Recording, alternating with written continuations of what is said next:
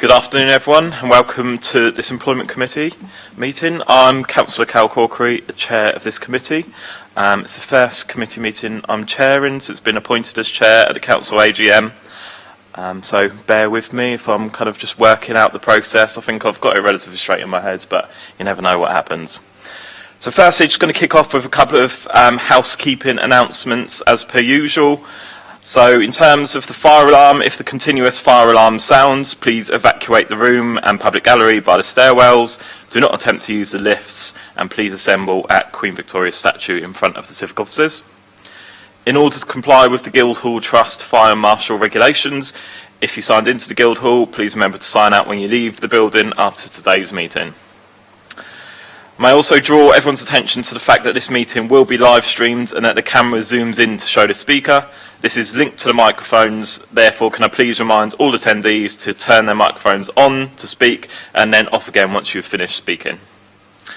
Members of the public are also permitted to record the meeting on the understanding that it neither disrupts the meeting nor records those stating explicitly that they do not wish to be recorded.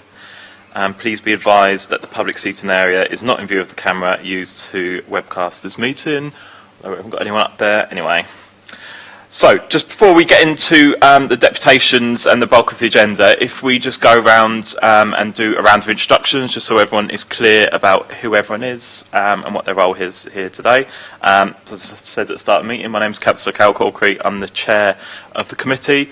And if we work around from my left and round, so if we could start at the back with James. Thank you, Chair. I'm James Harris. I'm the Senior Local Democracy Officer. Hi, I'm Gerald Van-Jackson. I'm a Milton Ward Councillor. Dave Ashmore, one of the Fratton Councillors. Darren Sanders, Baffin's Ward Councillor. Councillor Simon Bowsher, Drayton and Farlington, Conservative Councillor. Sue Page, Finance. Richard Locke, I'm the Council's Procurement Manager. Natasha Edmonds, Director of Corporate Services.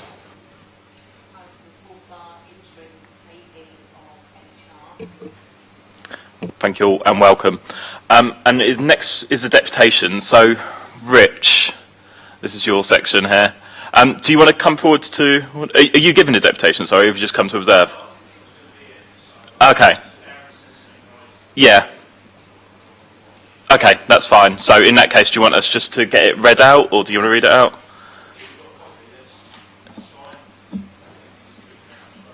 Yeah, okay. Has everyone had I know we've only just got to start meeting. Has everyone had a chance, or would it be useful for it to be read out? Okay, I'm going to take that everyone's had a chance to read it and digest the information within it. Okay. So I guess just for the public's benefit, we've got a deputation here from Unite the Union. I won't read the whole thing, but it's signed off by Darren McLeod, who's the Unite Senior Shop Steward at Portsmouth City Council, and the deputation is in support of the recommendations contained within the Real Living Wage report. And there's just a bit of extra information that's been provided in support of that. Okay. So moving on, the deputations have been dealt with. Next, I'll take the first item on the formal agenda, which is apologies for absence. Do we have any apologies that have been submitted? Thank you, Chair. I've not received any apologies for this meeting. Okay. Okay, fine. Moving on. Item 2, declarations of interest. So do any members have any interest to declare in respect of the items to be considered at this meeting? I will give my usual personal declaration of interest that I am a member of both Unison and Unite the Union, which are mentioned in some of the reports today. Okay, I have to move on. Item 3, the minutes of the meeting held on the 9th of March 2022, which was the last Employment Committee meeting. We'll I believe it's custom to go through these page by page. Hopefully everyone's had the opportunity to review them before the meeting. So we'll go through them page by page for accuracy, and then if people are happy with them, we will sign them off as a correct record of the meeting. So firstly, page 1 of the minutes.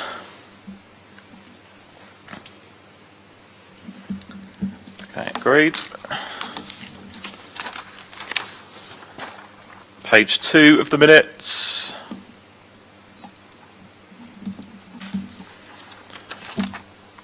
page 3.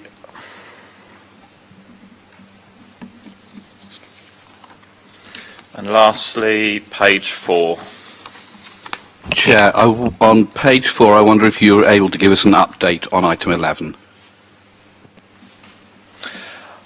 No update has been provided to me as chair of the committee, but I'm happy to take that away and circulate something outside of the meeting if that's helpful. I think we'll need to do something reasonably quickly on this, but an update would be helpful. Okay, no problem. Is there anyone in the room that is informed of an update, Natasha?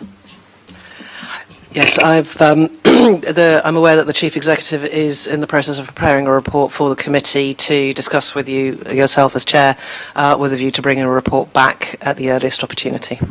Okay. Thank you. And again, for the benefit of anyone that's watching, and this is the report that related to the senior management restructure within regeneration. Sanders. Thanks, Cal. Just because this is so important, it might be useful if the Chief Executive is happy not just to share it with you as Chairman of this committee, but also with the other group leaders as well. Yep, that's fine. I mean, my intention would be to circulate it to all members of the committee anyway. Natasha? Sorry, I think, sorry if I wasn't entirely clear. I think it was more a case of discussing with yourself as Chair the timing of a report coming back to the committee rather than agreeing a report. So that was all. Yeah. Okay, perfect.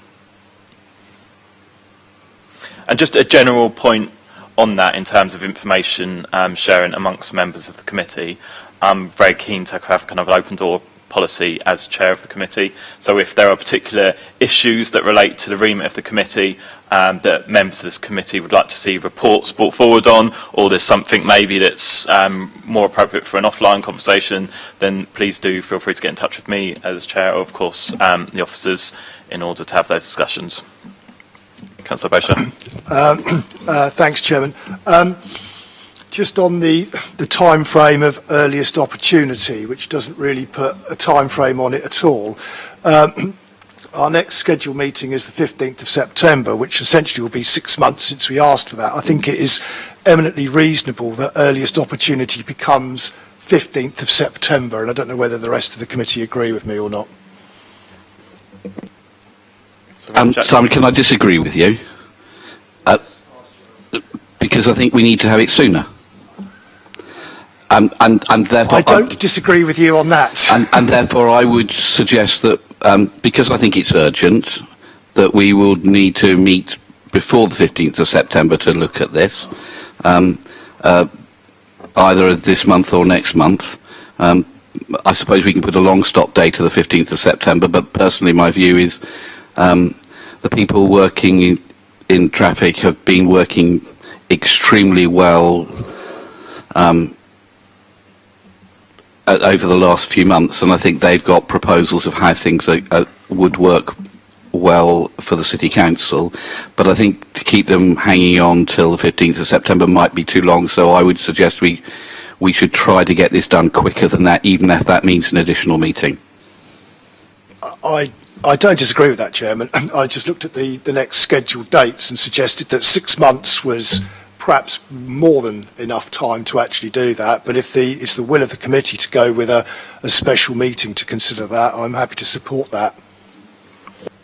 Okay.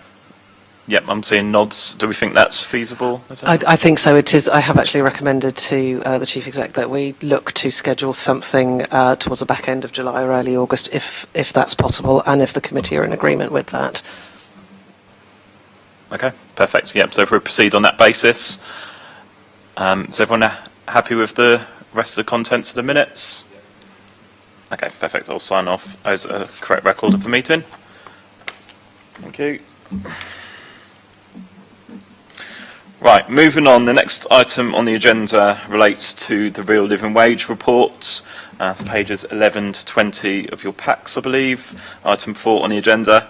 If I could ask Natasha Edmonds, our Director of Corporate Services, to introduce the report. Thank you. Thank you, Chair. Yes, so this report just provides a bit more of an update on the issue of the real living wage and makes some further recommendations around how the work can be taken forward.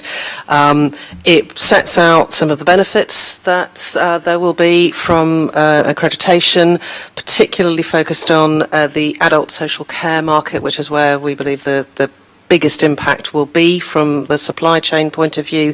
That's based on research that's been undertaken by our procurement colleagues. In January, the committee received a report on the financial analysis as well, on the financial impact of living wage accreditation.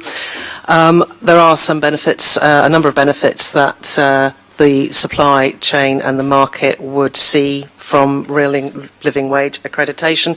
There are also some challenges that are set out in the report.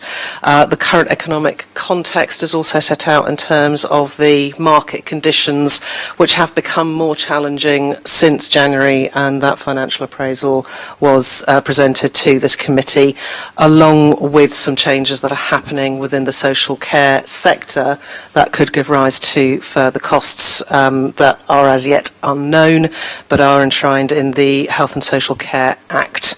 The recommendations in the report are that group leaders nominate members from their group to form a task and finish group to investigate how living wage accreditation can be taken forward through the governance cycle and the budget setting process, with a report back to the committee at its next meeting in September. The committee has, for a number of years now, also committed to paying its staff the real living wage, so the report also makes a recommendation to pay the real living wage to staff who are eligible, to bring their pay up to £9.90 in line with the real living wage rate, and that the committee reiterates its commitment to paying its own staff the real living wage rate on an ongoing basis and reports back annually on the impact of that policy. So that's a summary, but I'll assume that everyone has read the report in detail. Thank you very much. Members, any questions or comments? Councillor Van Jackson? Yes, a very helpful and useful report, and thanks, Natasha, for that. Just a couple of suggestions, and I'm happy with all of it. It seems very sensible. We've spent years trying to make sure that we get this to happen, to make sure that this is implemented. There are only two things I'd suggest in terms of amendments to the recommendation. The first is in item 1, if we're going to have this task and finish group, which seems sensible, and I'm happy to do that. I think it's important that we look for a sustainable. This has got to be sustainable. This can't just be one-off money. So I'd like to have some words in paragraph 1 that looks at a sustainable funding, because it seems to me the worst option for people on the very lowest wages is to offer them a one-year fix of temporarily increasing their wages and then reducing it afterwards, which, with respect, was the Labour proposal last year, and I think it was the worst of all possible options, particularly because that would have meant selling off the land for the fire station and police station in Cosham. But I think if we can make sure that it's written in here that we're looking for sustainable funding, then I think that's the right thing to do, to treat people with respect if they're working for the City Council for a contractor. So if we could find a way of adding the word sustainable funding in paragraph 1, so that, or recommendation 1, so that we're doing that. And the second thing, I just want to make sure that in paragraph 3, because this has been as the very helpful thing from Unite says, the real living wage has been and gone on this council for some time. And so it was introduced under our administration, removed under Simon's administration, and then brought back by us. And I think it is, the wording as it is here, I think needs to reflect the fact that we we are paying the real living wage to everybody who works for the City Council. And I'm not sure that that is in here as it should be. So I'm wondering whether we could do an amendment to 3 that not only reiterates the commitment to the policy of paying PCC employees the real living wage, but recognises that the administration has made this happen. So we record it as a statement of fact that it is, that the administration has made this happen, because I think it just records how we are. I do remember that in the 4 years when we were out of office and there was a Conservative administration, one of the things I think was most worrying there was that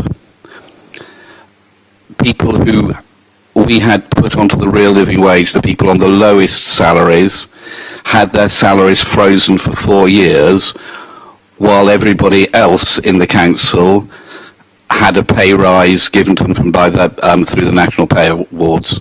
And I think it's really important that we never go back to the place where the poorest people working for this City Council don't get a pay rise, while very well paid directors, chief execs, etc., do get a pay rise. And I think that was completely the wrong thing to do.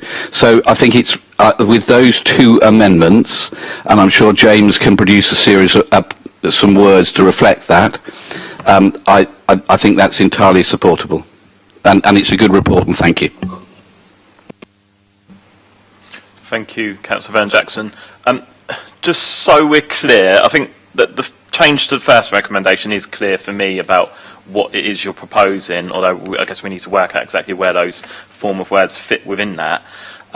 In terms of recommendation 3, it sounds like you want to add in some historical context. So is that something that should go in the body of the report? I'm just trying to understand how that fits So I into think I'd add in, so the committee reiterates its commitment to the policy of paying PCC employees a real living wage, comma, and congratulates the administration for having delivered this, comma, and resolves to report annually on the impact of this policy. Okay. And the first recommendation, do you want to just read out how you'd like that to be worded?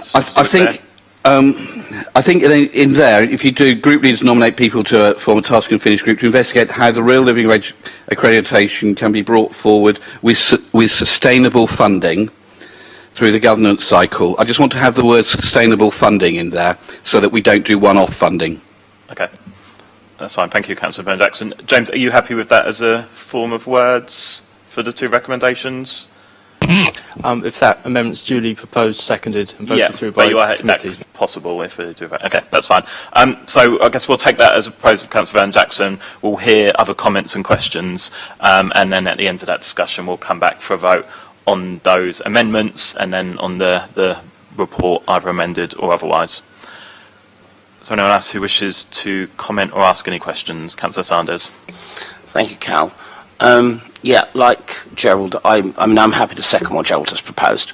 Like Gerald, I'm happy with the idea of a cross-party task and finish group because we all want to try and make sure that this is sustainable and can be delivered over many years. As Unite has said, the cost of living crisis has made this worse. And I think people on the lowest pay in our authority need security. We've also got to realise different parts of the council are at different stages because they are at a different level of sustainability. So, for instance, the housing revenue account, which I oversee, I've, as the cabinet member for housing and preventing homelessness, I've been clear for the team that all staff and people working for contractors such as Mountjoy are paid the current real living wage, which is £9.90 an hour. That's, as far as I understand, done, as far as I can see. So that's why after this report was published, I've asked officers to confirm whether the position outlined in this report, which is that is not true, is correct or not. I know from past experience that some figures in earlier reports proved to be a little bit inaccurate, so it just helps to check. It's been confirmed to me that is the case for housing contractors, that they are paid at least £9.90 an hour, and I'm awaiting final checks on staff, which I'll share with colleagues. So if these investigations, but also, just to show the political commitment that exists, if those investigations find that any staff are not paid the real living wage, that is to happen forthwith. Because I think our Unison and GMB colleagues need that level of security, but we've also got to recognise that different bits of the organisation are at different stages, and that's why we've got to do it sustainably, particularly for the care sector, in which, as we all know, because we've all seen the figures, there are particular issues. Cal. Thank you very much, Councillor Sanders. Is that Councillor Bosher? Yeah, I think Councillor Vernon-Jackson knows exactly where I'm going with this. I don't have a problem with the recommendations as they are on the paper, and I certainly don't have a problem with what he's proposing for recommendation 1 and making sure it's sustainable, because obviously you need the surety in there. I am a bit disappointed that what we have in a report here is moving forward on the real living wage, which is going to be for the benefit of our staff, so therefore it is about the organisation, and yet Councillor Vernon-Jackson is doing his best to get his social media sound bites in there in the case of it was us what did it. Now, I'm not going to die in a ditch over that, but I am pretty disappointed in what he's trying to do, and I would suggest that for the sake of cross-party unity, it would be best to leave what's in the changes in 1 that he suggested, but to do away with what he's proposing for 3, because it does exactly what it says on the tin. And I'd like to think that he would withdraw that rather than try and politicise something that, quite frankly, the lowest paid in the City Council probably don't care about that. They more care about getting the real living wage. Thank you, Councillor Bosher. Councillor Ashmore, as the last remaining committee member, is there anything you wish to ask or add, or you're happy with what's been said? Said everything. Yeah. Okay. Okay, perfect. So I'll make a few brief comments myself, and then we'll move to a vote. We'll take the votes and the recommendations separately, as I know there's a difference of opinion about one of them in particular. Thank you very much for bringing the report, Natasha, and everyone else that's contributed towards it. I think it's really important that we keep this issue on the agenda and keep working together to push it forward until it's in place and until everybody who's working in council services, whether that's directly employed by local authority or outsourced or in privatised services, are also receiving at least the real living wage. I think with the cost of living crisis that people are facing around the city and around the country, it's more important now than ever to ensure that everybody is paid fairly, and where we as a local authority have direct influence over that, i.e. we're funding the services that people are working in, then I do think that it is kind of crucially important that we ensure that. I'd like to thank officers for including sections within the report about the benefits of the real living wage. I know that it's something that we've had discussions about before. It's very important that we're aware of what the costs are and also the risks of paying people a little bit more, but I think that we need to do that within a context of looking at the wider picture, and I'll come back to you just in a minute, Councillor Vernon-Jackson. So I'd like to thank officers for including a section on the benefits. In terms of the recommendations, I think it's a sensible way to take it forward in terms of having a cross-party group to look at this. Clearly, we know there is going to be an additional cost to paying people up to living wage. There needs to be some political agreement within the local authority about how that can be funded. So I think it's important that that work is taken away, perhaps offline, over the summer, to be able to hopefully come back to the September meeting to provide some feedback about the outcome of those discussions. And just lastly, I think it is also an important thing that we're kind of mainstreaming the uplift to real living wage for those workers on the lowest pay bands. It became apparent to me during kind of offline discussions that the current processes we had in place is that people were waiting until the outcome of the local government pay reviews until they were then back paid up to the real living wage, which didn't make sense to me because there was already an agreement in place that whatever the outcome of those discussions, they would be paid it. So you may as well pay it people straight up in line with their monthly salaries. So thank you very much also for including that in those recommendations. Councillor Vernon-Jackson, do you wish to come back in? If that's all right. Firstly, I think you're absolutely right about making sure that people who are paid the real living wage get it from the first available moment. I think pressures on people's budgets and the cost of living crisis are really bad for families. And if people are on very low wages, then actually that extra £10 is hugely important to families' budgets. And so making sure that people get it as soon as possible is right. And my thanks for making sure that we push that through. I think you're absolutely right to highlight that. I think the other bit in the report I think we need to note, because the big cost of this is in adult social care. And I think we need to be aware that there are really big pressures in adult social care coming down the road towards us. There is real concern that government changes in the way adult social care is funded is going to mean that there are going to be very significant cuts to adult social care next year. Because, and not just in Portsmouth, but in councils across the whole of the country. The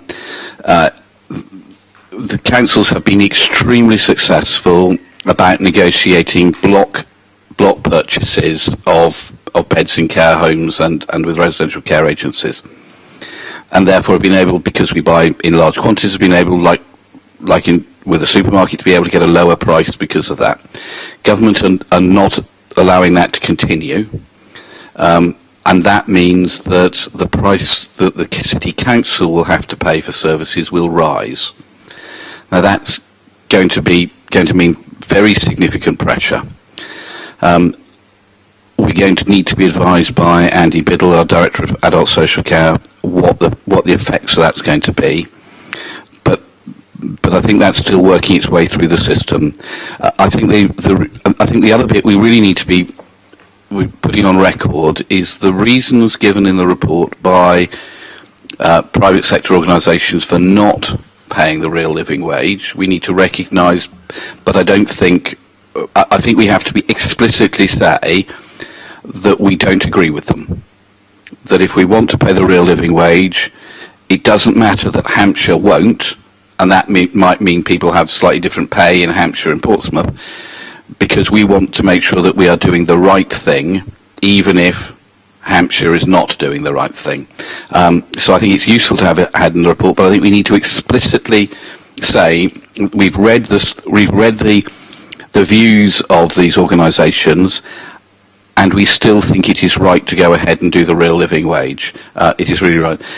Coming back to Simon's point, I think Simon made the point very well why we should put the amendment in, because actually we already pay everybody in the city council the real living wage, so it won't make any difference to them except in terms of exactly when they're paid it.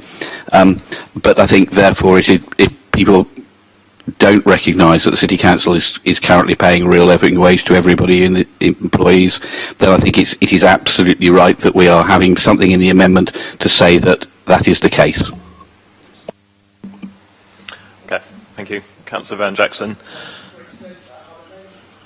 Are there any more questions or comments? If not, we'll move swiftly to the vote. Okay, so firstly, in terms of the amendments, Councillor Van Jackson will take it in parts, so we'll take the amendment to recommendation 1 first, please. Could you remind us of your proposed wording before we vote?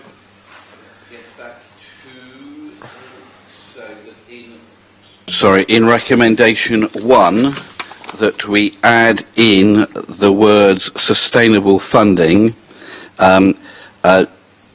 in line 3, and so it becomes group leaders nominate members for from their group to form a task and finish group to investigate how the living wage accreditation can be taken forward with sustainable funding through the government cycle and budget setting process, and report back to the committee with recommendations at its next meeting in September.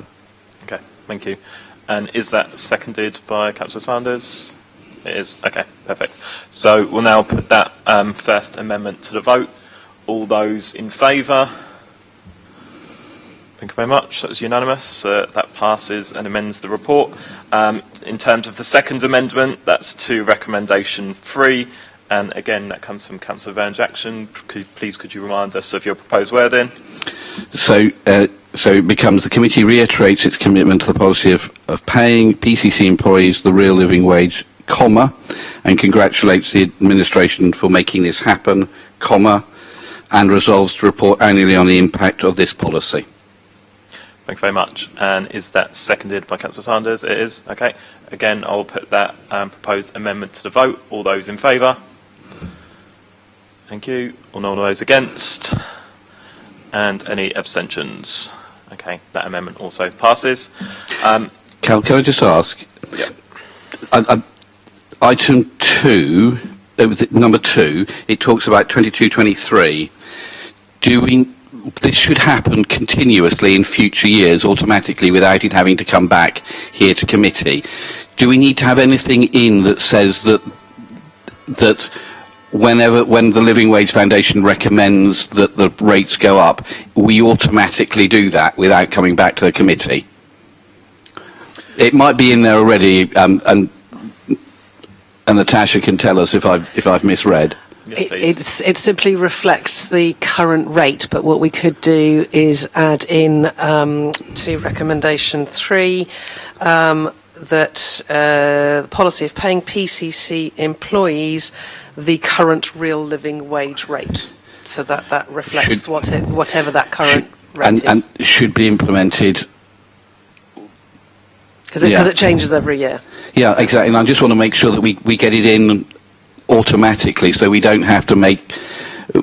Or the prevailing real living wage rate. So, Cal, do you think that's a sensible thing to do, or...? Yeah, I think so. I think that was the intention. Yeah, I'm sure you're right. And I think it was implied within the wording. But yeah, it's worth formalising that. So do you want to propose that amendment? Yeah, well, I think it's something like the lines that there have been automatic uplift to the real living wage rate whenever that is issued by the Living Wage Foundation. So it's the Real Living Wage Foundation normally I set the rate in the November after the budget, and then for implementation by the subsequent May the following year. We normally will apply it from April. Okay. Is that all right? That sounds sensible. Yeah, that's fine. So, I mean, are you proposing to add that in then? Well, I think it just makes it... for people on the low wages, it's really important that we're really clear that this will happen automatically, and there'll be an automatic uplift. Okay, that's fine. But just for the record then, it then reads...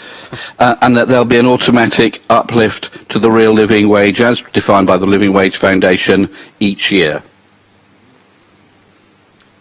Okay. Are you happy, James, in terms of that as a form of words? Have you got that for the records? We'll put it to the vote, but...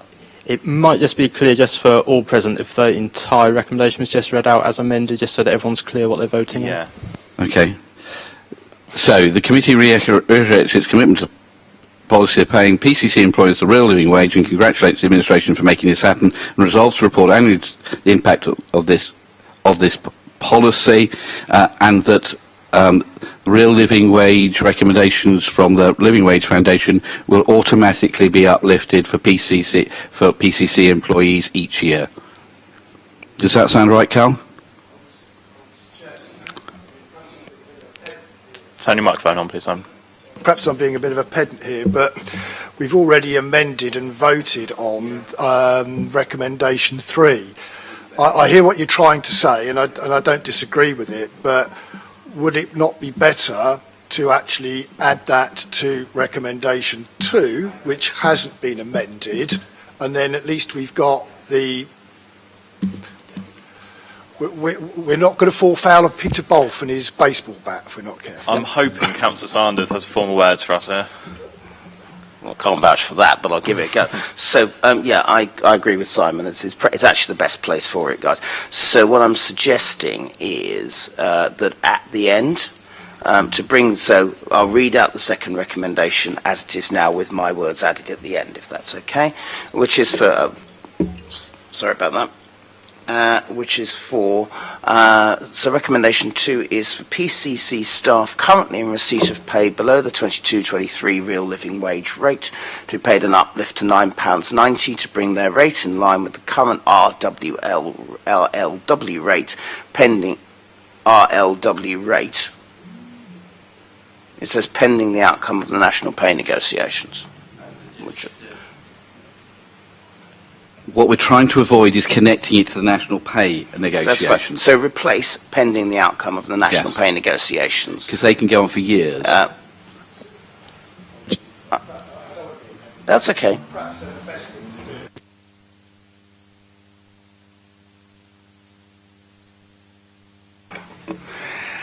Welcome to local... Okay. Welcome to local government. Right. So I'll go again. So I'm in the interest of peace and harmony. So recommendation 4 then becomes that in future the real living wage is automatically uplifted. Is that sufficient? In line with the recommendations of the Living Wage Foundation. Yeah. Okay. I think that's okay. Does this survive democratic services? It's got a lot of scribbling there. So committee, just to be clear, so the recommendation 4 to be added, that in future the real living wage is automatically uplifted in line with the recommendations of the Real Living Wage Foundation. It's not the Real Living Wage Foundation, it's just the Living Wage Foundation. Wage Foundation. Okay. If that's For PCC staff.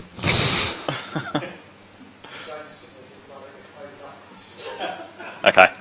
Proposed by Councillor I Sanders. am mildly content with what Mr. Harris has said. Seconded. Thank you. All those in favour? Thank you. Right. That's all the recommendations, all the amendments now agreed. So now I believe we vote on the report as amended. So with the 4 recommendations, recommendation 1 amended, recommendation 3 amended, and the addition of recommendation 4. So if I can take a vote on all those in favour of the report as amended. Thank you very much. That's unanimous. So that passes. Now move on. And can we thank Natasha for the report? I thought it was a very good, well-written report. Yeah, thank you very much, Natasha, and everyone else that has fed into that. Okay, moving on. Item number 5. Everyone's favourite sickness absence quarterly report. It's pages 21 to 30 of your report pack. And I believe this report is going to be introduced by Alison Forfar, our Assistant Director of HR. Thank you, Alison. Thank you, Chair.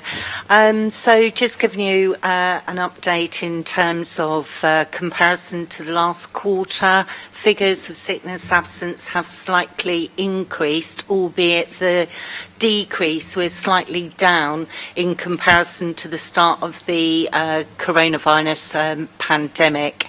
The quarter average day per person per year, as reported at the last Employment Committee, was running at 10.11%, and it has increased to 11.37%.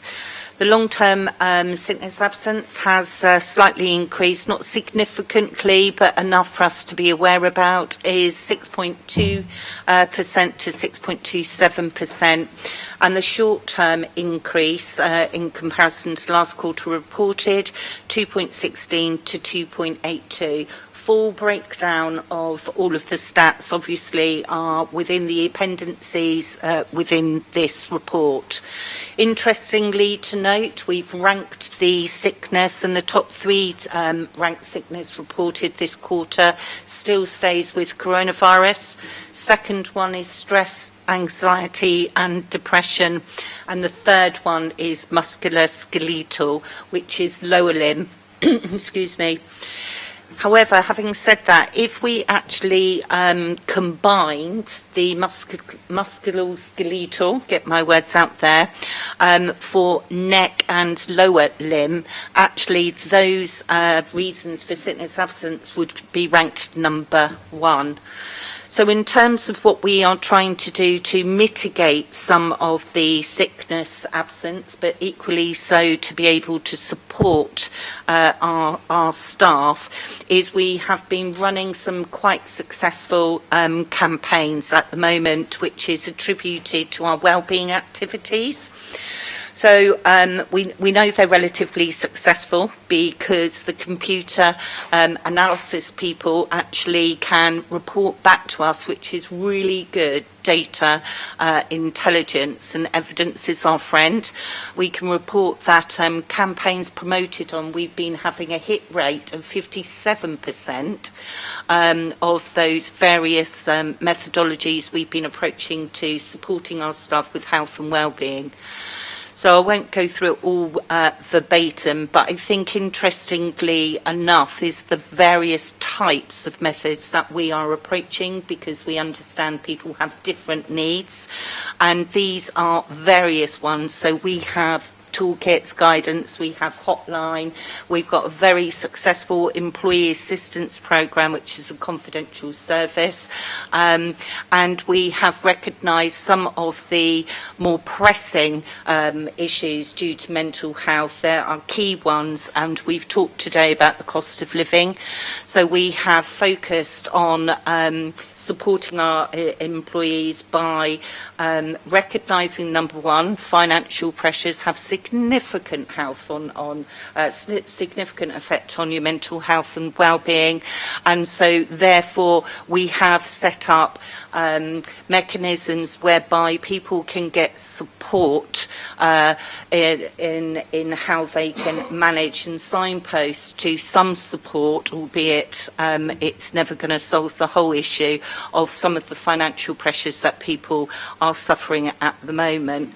The other key thing on mental health that we have through the evidence and so forth, so we've been promoting at pace, is focusing on loneliness. And there's various reasons that people suffer from this, but one of the good things that certainly the feedback that we have been receiving is that people feel that they do have a place to go in order to seek support, advice and guidance. And then finally on that one, because it's all detailed in the report, is we are really focusing and supporting not just our staff, but giving managers the understanding and the support to recognise some of these problems that people are having pertaining to their health, well-being and mental health. Thank you. Brilliant. Thank you very much, Alison. Members, any questions or comments on the report? Councillor Bosher. Thank you, Chair. And as ever, Alison, it's a comprehensive report. I have my perennial moan, if I can. It's in grey again. Well, my copy is. And looking at the tables on Appendix 1, certainly the bar chart at the top and the varying shades of grey don't necessarily assist too much. A colour version would be useful, at least for the benefit of the members of the committee. I've got two questions about Appendix 2, and you sort of touched on one about the musculoskeletal aspects of it, and we got the back and neck and the lower limb and the fact that it's increased. I'd be interested to know, and this is something perhaps you could, if you don't have, you can circulate, is what's the breakdown between those that are working within the civic offices and those that are working from home, and where those sit? Because I'm home-based in my job and I'm out and about, and I have been for a number of years. So you can imagine that my home setup is, as far as my company is concerned, is almost office-like. And I appreciate we may well go through sort of self-assessments with staff, but for people that might be working 5, 6, 7, 8 hours at a kitchen table, I'm not surprised that they might be suffering from back and neck injuries. So a breakdown between home and office working would be useful to get a better understanding of where that actually is, which I think would also give you guys a better understanding of what we need to address those people that are still working from home. And if we're moving to a more hybrid method of working going forward, then obviously that's something that we as the Employment Committee and ultimately the employers need to make sure that the staff have everything that they possibly can to eradicate as much as we possibly can these sorts of avoidable injuries from that point of view. And the other one I've got, which just out of curiosity was, it is a small one, but I'm just interested, perhaps it's just me, is the one that's down the bottom, substance misuse, with 103 days lost to alcohol and drugs. Are we talking illegal drugs or prescription drugs, or hangovers or whatever. I just want to get an understanding of what that covers, because that might be a black and white statement, but I think there's a lot of shades of grey attached to that one.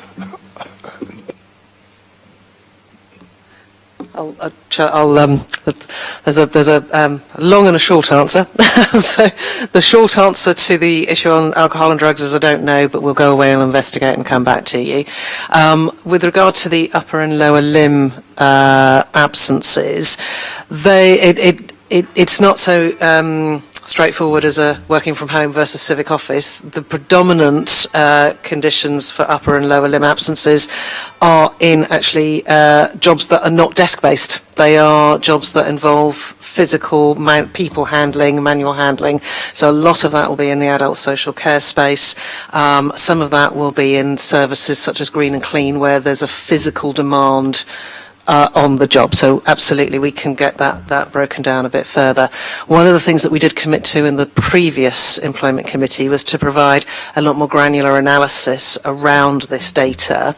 We are working on that. As you know, we're currently implementing the HR element of the Fusion system, which is the new HR system. So we're developing the reporting capability in that system to start to delve into some of this. So the aspiration is that we will be bringing back to this committee that granular level of detail so we can show you. The challenge from a sickness absence point of view that we have between home and office-based working is more in the stress and anxiety space, interestingly, where we are seeing staff anxious about coming back into an office environment, but also incidences of increased isolation and loneliness for staff that are working from home that don't necessarily have the environment, partners, families, contacts that they would normally have in an office environment. So it's a quite a complicated picture of all of the different causes and types of services where that absence relates to. But I did commit in the last committee meeting to bring you more detail, and we are working on it, so we'll provide that. Just one follow-up, if I can, Yeah, Cal. sure. You mentioned about the anxiety of returning to the office environment. As I seem to understand, and you probably know the name of the working party better than I do, but there is a working party in place to come back to do the return to work. Has that working party met, and how is it progressing? So actually discussed this with the Cabinet Member for Communities and Central Services just yesterday, because that was a topic that was discussed at the portfolio meeting. We did ask for nominations from each group. Well, there is still one group that we are outstanding some nominations for, so I'm going to be I've got yours, yes, thank you. So I will be following that up with a relevant group leader with a view to getting that as a connectivity working group up and running to progress that work.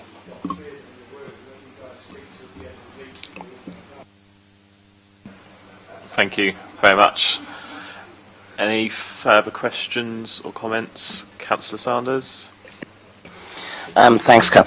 Just to extend Simon's point about musculoskeletal to coronavirus as well, because it looks as if the two services where there are the biggest amount of absences are the two services that are most likely to be out of home, which is adult services, understandably, and also the housing neighbourhood building services, which is Clean and Green.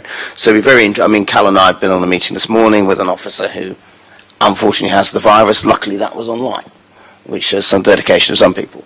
So it'd be interesting to see how that works, because that will also shape the connectivity working group. Because what we don't want is to have lots of people coming back to the office, they all fall down with the virus and everybody falls down again, particularly as the virus levels are increasing. So I would hope that the working group would do that. But do we have any sense with coronavirus as well as musculoskeletal as to what the balance is between working outside or working in an office or working from home? So I think one of the successes over the last 2 years has actually been the council's approach to staff and resident safety for coronavirus, and we've been very fortunate to have very, very few workplace outbreaks because of the approach that we've taken. And part of the work that is currently underway is to make sure that we continue to operate in a safe way. You're absolutely right that the areas and directorate services where we've seen the most prevalence of coronavirus are in those services that have more close contact with people, so particularly adult social care and environments like that. But of course, with the technology and facilities that we have in place now, we are seeing a number of staff who are getting coronavirus, but who are continuing to work because they are not so ill that they need to be in bed, but are well enough to continue working online and don't feel that they have to actually take any time off sick. So we've been quite fortunate with a very, very dedicated group of staff who want to carry on working. Obviously, where people are symptomatic and are ill, they're being encouraged to take the time to get well. But where staff are able to, they do have the facility to continue working. But there is a correlation, as you point out, Darren, between those services where there is close contact with people and those that have less so. Thank you. Councillor Ashmore. Yeah, thanks, Chair. Yeah, I don't think it's any surprise that COVID tops the list of absences or reasons for absence and sickness over the last couple of years. And it's really good to see the ways in which things are being addressed to try and help people through all the things you've listed down there. That's a real credit that people are managing to soldier on through a lot of these things. And it's also helpful that a lot of things are being addressed. I can think wouldn't have been that long ago generationally that things like stress and anxiety, mental health, men's mental health, etc., would even be considered. So that's really good to see on here. Just a couple of questions on there. It's got on the absence reasons at number 16. It just says blank, and unless I've not heard something that refers to, it just says blank. I don't know. Yeah. That's where people have failed to put in a reason for their absence. Fair enough. It's an actual don't know, and that's the 16th top reason. Sorry.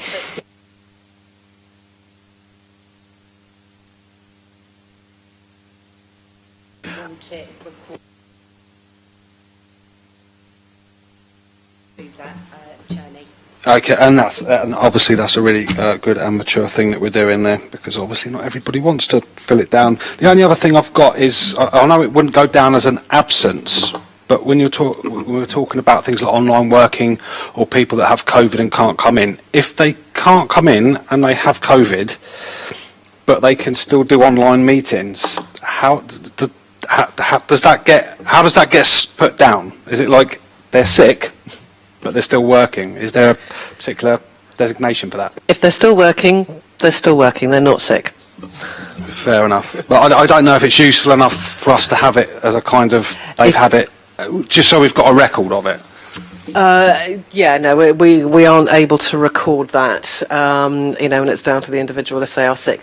There is a sickness policy that means that if they carry on working when they're sick, that would be recorded as an absence, and they would be developing an absence record that over time would potentially accumulate. We do monitor sickness absence levels. Managers are tasked with monitoring sickness absence levels in their staff, and if it becomes excessive, then obviously we'll take management action around that. No staff would want to put themselves down as sick and accumulate an absence record when they were actually working, and potentially affect their pay as well over time as well. Thank you very much. As I say, I think everyone's been a credit on soldiering on over the last few years, especially with what's been going on, so thank you very much. Thank you. Councillor Vernon-Jackson. Thanks, Chair.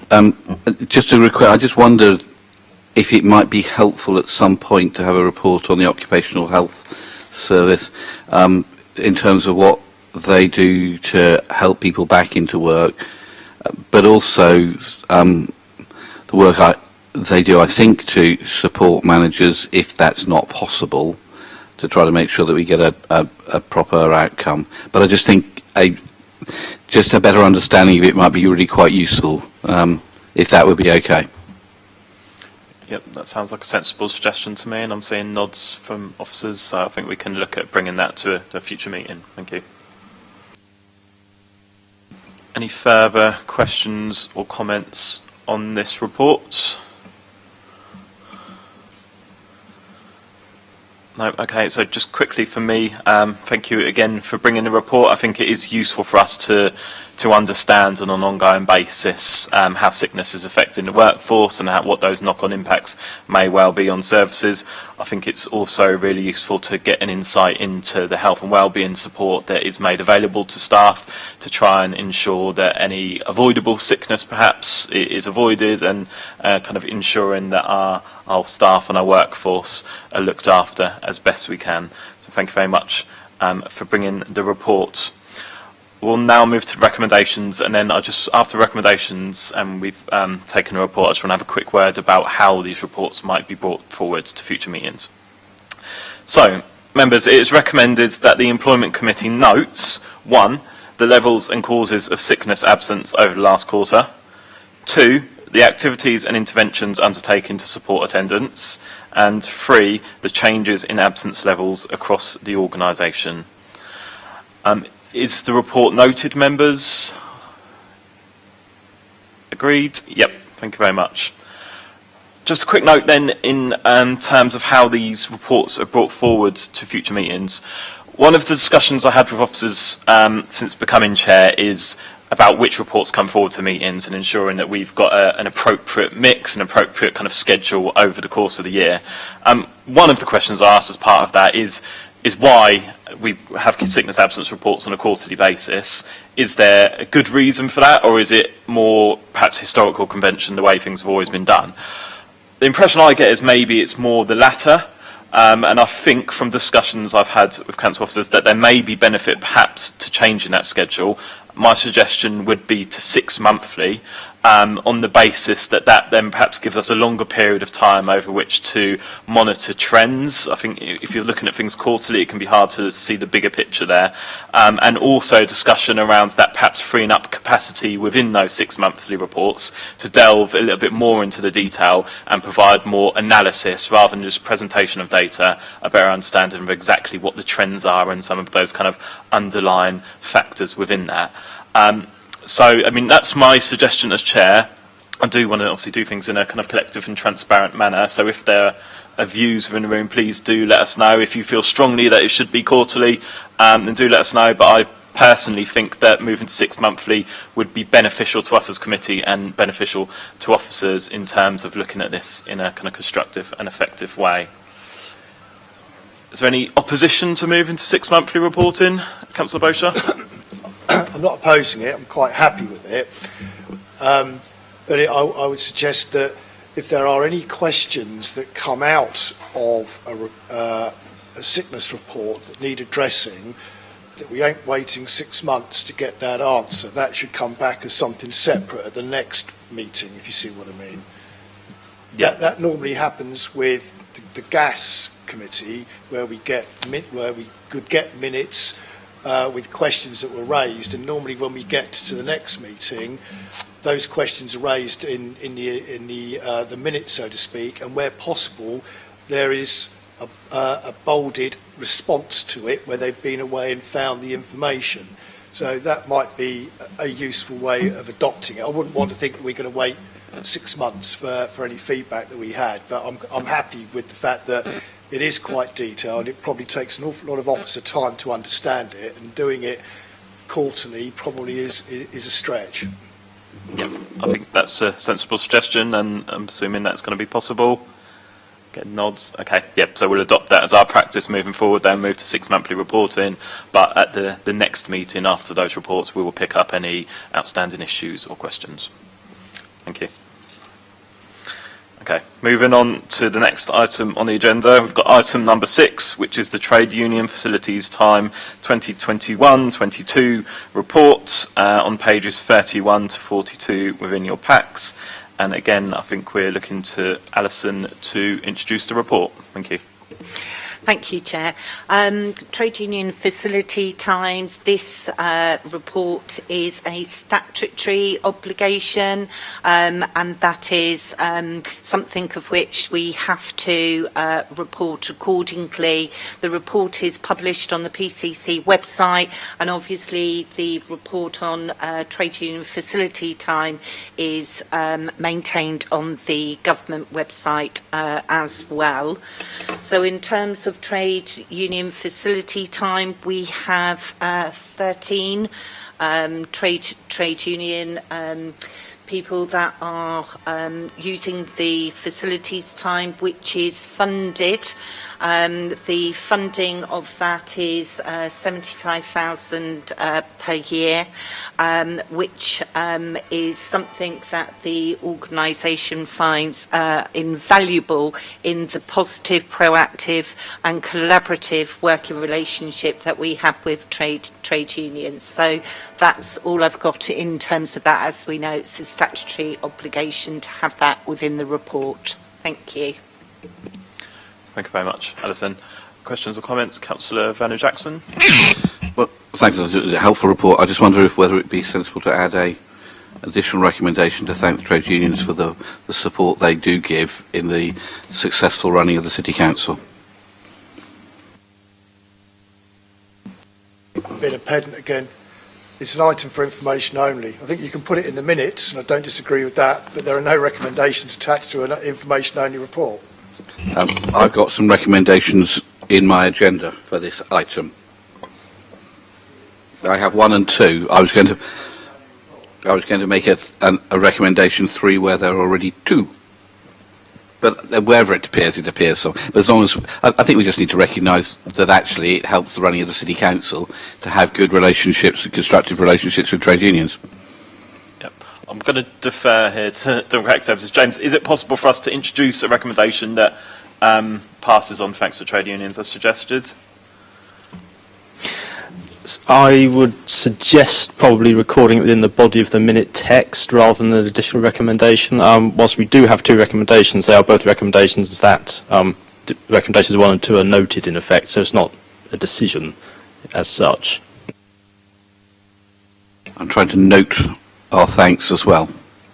Yeah, so, I mean, James suggested that we can note our thanks within the main body of the report.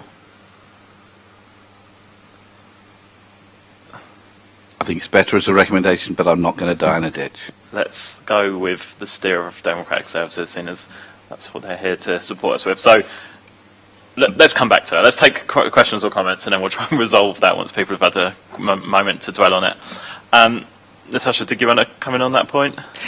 Just to say, the report is actually, the purpose of this is because we have a statutory duty to report on facilities time, so it might be more appropriate to record and note the thanks to the unions in the minutes of the meeting rather than in the covering report to what is a statutory obligation. That makes sense to me. Okay. Councillor Saunders. Thank you. I won't die in a ditcher for this one either, to be honest. It is getting pretty good to have all of us in it by the time we're finished. Simon has his perennial bugbears, and one of mine is in this report. You talk about the amount of time spent as 1 to 50% and 50 to 99%. Can that be broken down still further? Because I mean, if we've got the bucket loads of trades unionists who are spending, 9.99% of their time on trades union activities, which I think is the case, then it's a bit pointless to sort of have them in a category that says 1 to 50. I think we can report to the committee, however the committee would like. However, what is in the content is a statutory method of reporting, so we have to report it in this way. But if the committee would like to have a further breakdown on how facilities time is used in the council, we can certainly do that separately. I think that would be helpful, and I think the context for that is that there has been a sense, essentially, people are spending all their time on trade union activities, which I know is true in other authorities and other places in a couple of cases, but I think it would just be useful to have the truth.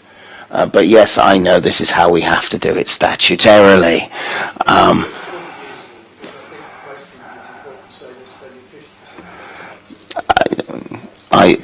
I agree with the cynicism that Simon is relaying on this. I think the other thing to note is actually how much value for money having this level of facilities time is done. It notes in the report the approach of the Liberal Democrat budget in 2020 to increase the amount of money spent on facilities time for trades unions from 37.5 to 75,000, which the director recommends we continue with, and certainly I would recommend we continue with, because actually having local trades unions who know everything on the ground is incredibly helpful in facilitating good relationships. We know during the pandemic, one of the interesting things was how relationships between the management and the unions got better.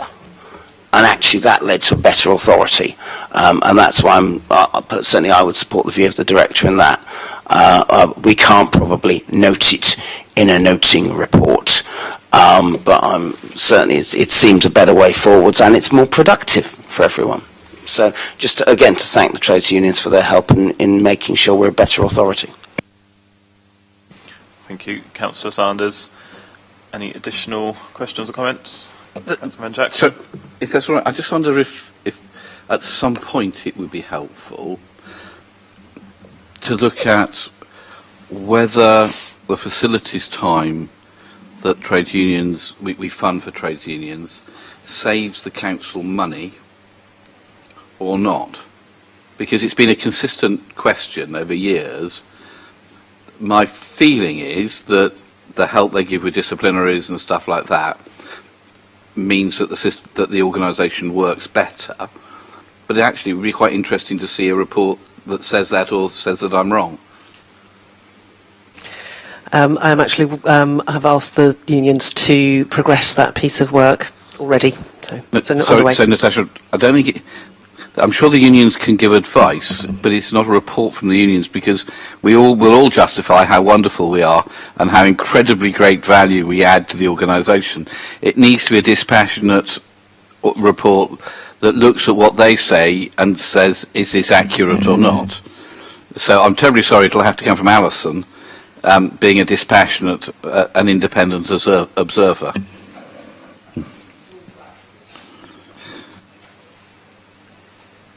We could certainly provide a report from officers on that, and as is outlined in the report, certainly I think we have a good relationship with the unions, and I don't think it is going to be a big stretch to be able to evidence the greater effectiveness and efficiency of how we operate as a result of that good relationship.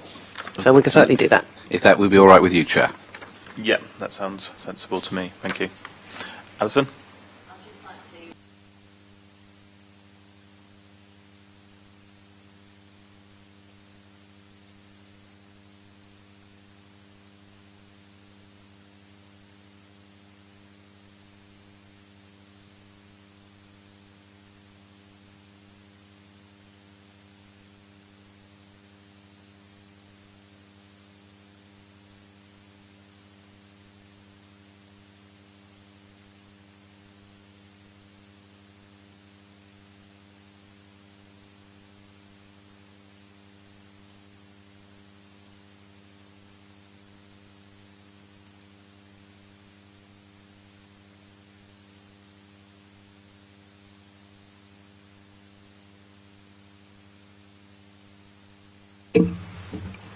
Thank you.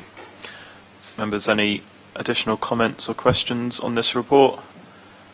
No? Okay, just a few for me then. Obviously, this is a statutory report that has to be brought every year as a requirement of government legislation, but I do think it is a useful reminder to us, as the discussion has shown, about the role that trade unions do play within the operation of the local authority. I think there is a clear case to be made, and it would be interesting to see any information that can be provided around kind of value for money and savings. As Alison has indicated, if a trade union rep has time to kind of informally have a chat with someone, or informally have a chat with a manager, that may nip something in the buds that doesn't necessarily need to go to a formal kind of grievance or disciplinary process that could well drag on for months and months, that is straight off the bat a significant cost saving to local authority, and a very good example of why I think it's important that we do have this quite limited budget that makes time available for people within their working week in order to fulfil those duties. I do think it's also important just to kind of reflect on the funding arrangements, and clearly, as has been noted, they have varied over the year and are still probably relatively precarious. I think there is a need for kind of a longer term funding settlement around that looks at, again, the benefits to the local authority and the kind of relatively small cost, I would say, against the total pay bill of that facility time, and ensuring that we've got something that is kind of sustainable in the long term, and ensuring that all parties benefit from that. And just lastly, I guess as the chair of the committee, to again highlight the points that have been made around the constructive industrial relations that we have, I think, on this local authority that is very much recognised by all parties involved. And people and I do have close links with many of the local trade unions, and that is something they very much echo from their side as well. They value those close working relationships. There are, I think, quite a significant number of committees and bodies where issues can be raised to try and ensure that issues are addressed. Clearly not everyone would agree, and I don't think either party would be doing their job properly if everyone did always agree within those forums, but at least there's those channels of communication and those strong working relationships that ensure that people are able to raise issues and hopefully get them addressed in a way that they feel is satisfactory. So, moving to the recommendations, members, it's recommended that the Employment Committee notes 1, the data in Appendix 1 and the fact that the appendix will be the report published on the PCC website and the government-maintained website, and 2, that the data will be included in any relevant annual report and accounts that are published by PCC. And I think a kind of side note that's not a recommendation but something we want to collectively put into the minutes is a kind of a note of thanks, I guess, or a message of thanks to the trade unions and to council officers who are responsible for working alongside them. Are the recommendations agreed, members? Agreed? Agreed. Okay, thank you very much. And thank you, Councillor Sanders.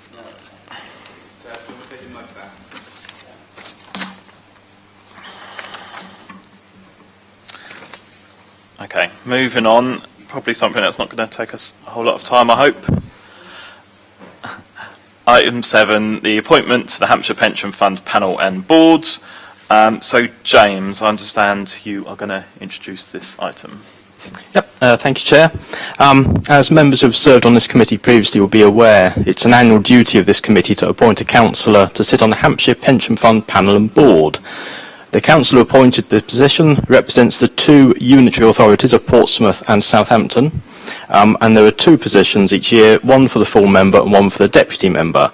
The roles alternate between Portsmouth City Council and Southampton City Council, but this year the Portsmouth City Council appointment will be the full appointment with Southampton as the deputy. I'm aware that we've had an expression of interest from Councillor Judith Smythe. Thank you.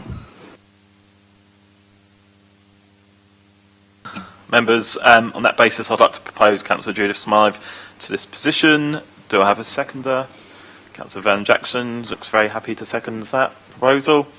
Thank you. Is that agreed? I was going to nominate Councillor Atkins on the basis he wasn't here to say no, but as Judith...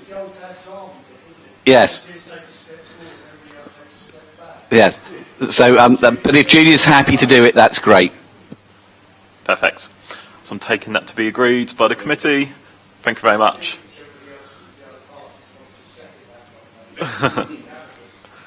I will say, I mean, as the previous holder of this position, it is a challenging role. There's a lot of kind of very complex financial information, but clearly it's also a very important role that this member plays on behalf of the local authority, looking after the pensions of our current staff and also our retired staff. Yeah, it's a lot of information to get to, but it's a very important work, and also something that just to kind of feed back some of the main issues that I was able to push during that time and put onto the agenda, particularly issues around the climate crisis and the fact that local government pensions are still, including the Hampshire Pension Fund, still invested in things like fossil fuels, and talking about the kind of transition moving forwards to try and reduce and kind of get out of those investments, while at the same time, of course, ensuring that people's pensions are protected and not put at risk. So it is an important bit of work, and I'm sure Judith will do a good job. Councillor Ashmore? Yeah, I was going to ask that actually, because obviously it's come to the Employment Committee. It's my first time here. I don't know what scope we cover. So obviously this is something that's relevant to this committee. Okay, because I was just going to wonder what happened, because obviously you, like me, have been wondering about divesting from things like fossil fuels and into more renewables with our pension, but we're told, you know, the law as it is says, no, you have to invest, well, you'll know more than me, you've got to invest in something that's going to get your money back, so there's like legal confusion. We can't just, like as Portsmouth City Council, go, well, we're taking ours elsewhere. Is there a way of getting any information back on the progress? Because as you mentioned, you've brought it up there. Is there any way we can get some report back or some update on how that's going, just so we've got something to pass on to our residents? Yeah, absolutely. And I know that Judith's particularly interested in working on that topic, so I'm sure it's something that she'd be willing to enter discussions on. There are, I mean, it's a public committee, the Hampshire Pension Funds, made up of all the local authorities and some other employers within Hampshire. They do publish an annual report that does contain a small section within the annual report about issues such as kind of divestment from fossil fuels. So there is some information within the public domain. But yeah, I think it's definitely something that is worth kind of keeping on the agenda and ensuring that we, as elected councillors, are kind of working with Judith as our representative on there to ensure that that is pushed forward. Yeah, it's kind of complex, like you say. There are rules around ensuring kind of best value or that investments are protected.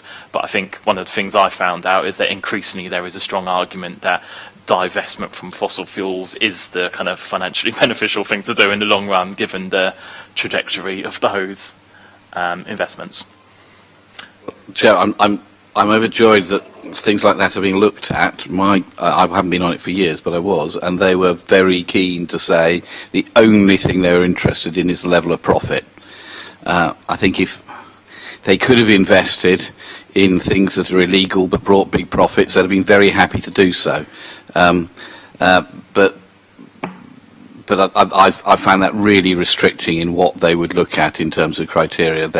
When I tried to push them to invest in creating jobs in Hampshire and creating things here, not even slightly interested, because that might reduce the level of profit, and it was profit that they were interested in.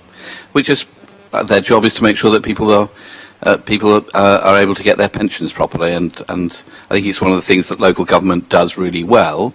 Central government, people pay their contributions into their pension fund if you're a nurse, if you're in the forces or whatever, or a civil servant, and the government takes that money and spends it.